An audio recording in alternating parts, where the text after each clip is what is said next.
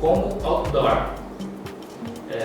Os coletores também, eles vêm com entrada para chip de celular e eu posso usar para fazer entrega e ter uma comunicação online com o meu sistema da minha empresa. Por exemplo, que acabei de fazer entrega no local tal, assim, inclusive rastrear a rota por onde essa pessoa passou. Sim. Através do celular. Plenamente possível. Hoje a gente tem realmente esses dois modelos. Essa é a nomenclatura utilizada, indoor, né, de in, dentro, outdoor, fora.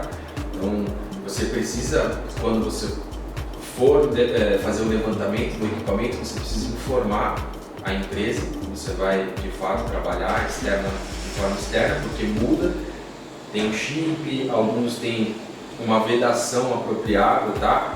Vou até estender um pouquinho, fugir um pouco do assunto para dar a ideia e o contexto da importância de você contratar o equipamento correto. Por exemplo, um porto. O porto, ele tem a necessidade de fazer o BIP, a entrada, a saída, expedição, inventário. Muitas vezes ele está trabalhando na área externa. Então, chuva, poeira, vento. Então, assim, não dá para a gente pegar um equipamento qualquer, por mais que as atribuições de leitura do código sejam pertinentes, o teclado funciona, o sistema também.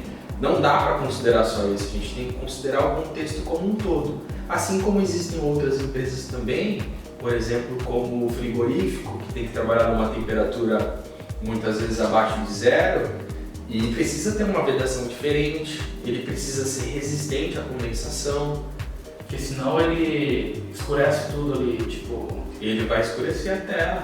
Não escurece, ele fica igual o vidro do carro quando a gente está dirigindo com o vidro fechado e com o ar-condicionado desligado. Exatamente. A formar gotículas de água e você não consegue enxergar direito. Essa é a famosa condensação. O equipamento que não é preparado, ele condensa. Muitas vezes ele não danifica. Só que o que acontece? Você tem que pegar o equipamento, colocar ele de lado, esperar ele descondensar para você continuar trabalhando. Exatamente. O resistente à condensação, ele também condensa de certa forma. O que existe é um mecanismo interno que não possibilita essa condensação atrapalhar a visualização e o uso do equipamento. Então, ele tem um mecanismo interno que absorve essa umidade, né? E aí você continua trabalhando normalmente. E meio que aquece a tela, né? Exatamente. Alguns aquecem, alguns que tem uma sílica, né? Que eles chamam, os mais antigos, mas assim, ambos têm mecanismo resistente a esse tipo de cenário, né? De condensação. O mesmo para a questão de quem trabalha fora, né? Do ambiente, que fica na chuva, onde cai água. Tem alguns equipamentos que você pode até colocar embaixo da água. Então, assim, tudo isso é o quê? É a resistência, a vedação, a gente chama de IP, né? IP. Então, tem alguns mais comuns, não tem tanta demanda, necessidade. Você trabalha ali com IP comum, resistente à poeira, até às vezes a gotículas de água. Então, aí você vai subindo esse estágio conforme a necessidade for demandando, né? O mesmo também acontece, por exemplo, com empresas que trabalham em área explosiva. Acontece muito de ter ali produtos corrosivos que, se você tiver contato inadequado com o equipamento que foi colocado de forma inadequada, você pode gerar uma explosão no lugar. Você imagina as consequências de você fazer a compra, uma aquisição de um produto sem saber e causar uma explosão que pode matar né, milhares de várias pessoas ali, né? Então, assim, é um erro que não traz só prejuízo financeiro, né? Então, assim, tem coisas que vão além de tudo isso. Então, é muito, muito importante a escolha correta do equipamento. Voltando no cenário indoor e outdoor, o cenário é basicamente esse mesmo. Você tem que colocar ali na balança quais são as necessidades do usuário, as necessidades da sua operação e buscar o equipamento correto.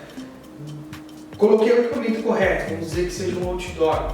Então tem que ter chip, dependendo da situação da operação ele tem que ser resistente à água, depende do cara que coleta a luz da sua casa ali, do pessoal da Eletropaulo, né?